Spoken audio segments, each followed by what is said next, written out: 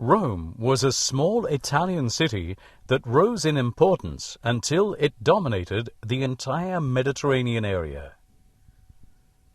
The city was first ruled as a monarchy, then as a republic, and finally converted into an empire.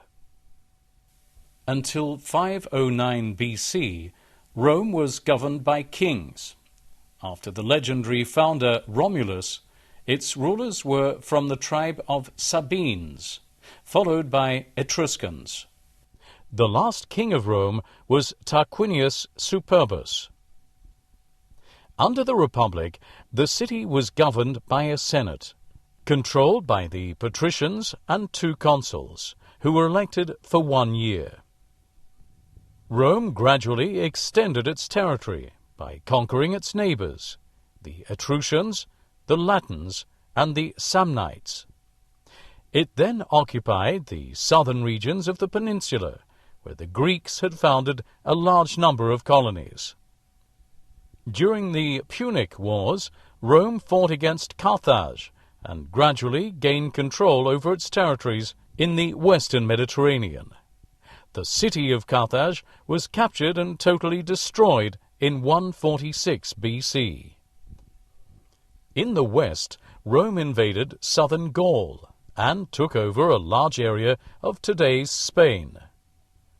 To the east, it invaded Macedonia and Greece, and occupied the kingdom of Pergamum. As a result, Rome controlled most of the Mediterranean's northern coast.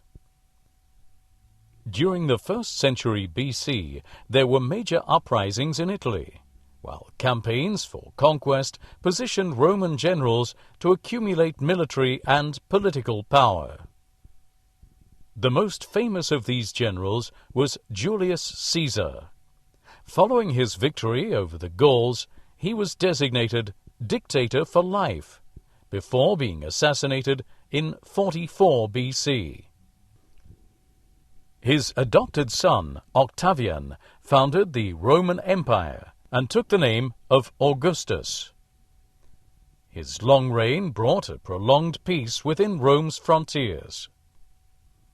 In terms of foreign policy, Augustus maintained Rome's plans for military conquest, but after a series of defeats in Germany, he decided to establish the empire's frontiers along the rivers Rhine, Danube, and Euphrates.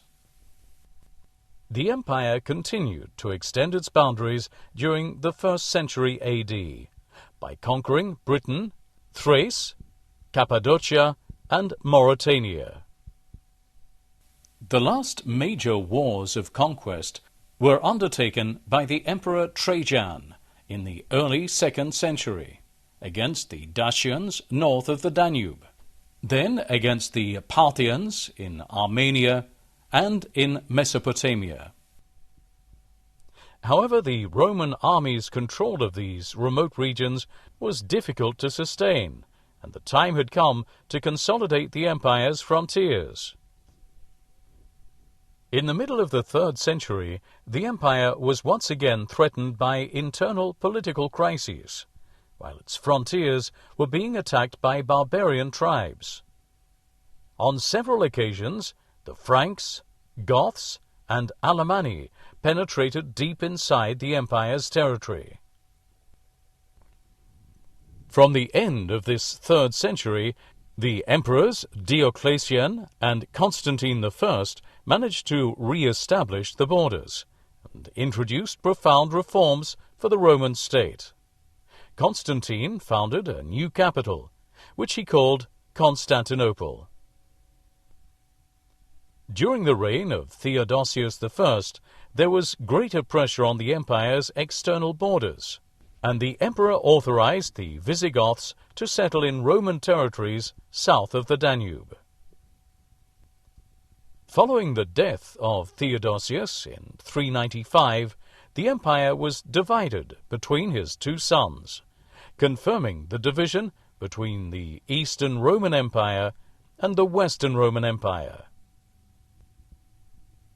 Early in the 5th century, the military situation in the Western Roman Empire was worsening. In 406, several Germanic tribes, the Vandals, Suebi, and Alans, crossed the Rhine, ravaged Gaul, and then invaded Spain. In 410, the Visigoths invaded Italy and sacked Rome. 2 years later, they settled in Aquitaine and Spain. In 429, the Vandals travelled to North Africa, and then, 10 years later, took Carthage. The last emperor, Romulus Augustulus, was deposed by Odoacer, chief of the Goths, in 476, the event that marked the end of the Western Roman Empire.